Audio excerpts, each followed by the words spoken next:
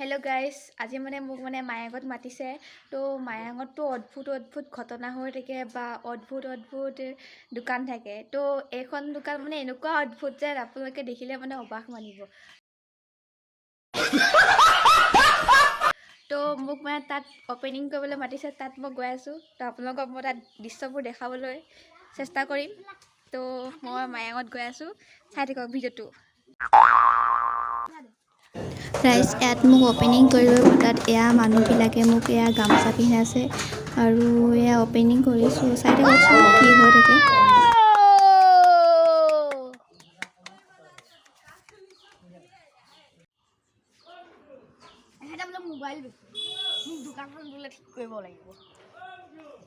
মই যে কৈছিলোঁ মায়াঙত যে এখন অদ্ভুত দোকান আছে, তো এইখনে হৈছে অদ্ভুত দোকান।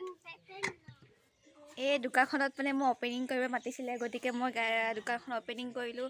তো এই কাৰ্যসূচী শেষ হোৱাৰ পিছত প্ৰসাদ দিয়া কাৰ্যসূচী হৈছিলে। তো সকলোবোৰ ভিডিঅ' কৰা অসম্ভৱ, গতিকে মই সেইখিনি ভিডিঅ' কৰিব নাপালোঁ। তো মানুহজনীকে সুধোঁ ইয়াত কিনো অদ্ভুত বস্তু বেচা হয়, তো গম পাম আৰু।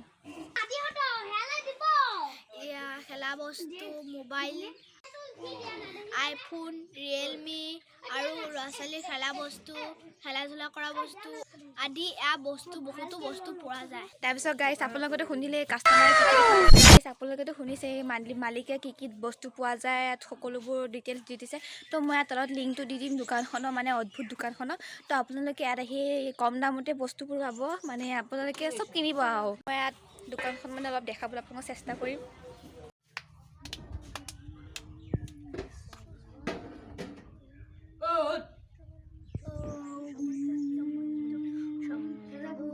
এতিয়া হয়তো আপোনালোকৰ মনত প্ৰশ্ন হৈছে যে এয়া দোকানৰ মালিক আৰু মেনেজাৰসকলে ইয়াত বহি কি কৰি আছে। তেওঁলোকৰ দোকানখন আজিৰ পৰা যিহেতুকে অপেনিং কৰিব, তো মানুহ আহিব, সেইকাৰণে তেওঁলোকে ইয়াত য়োগা কৰিছে।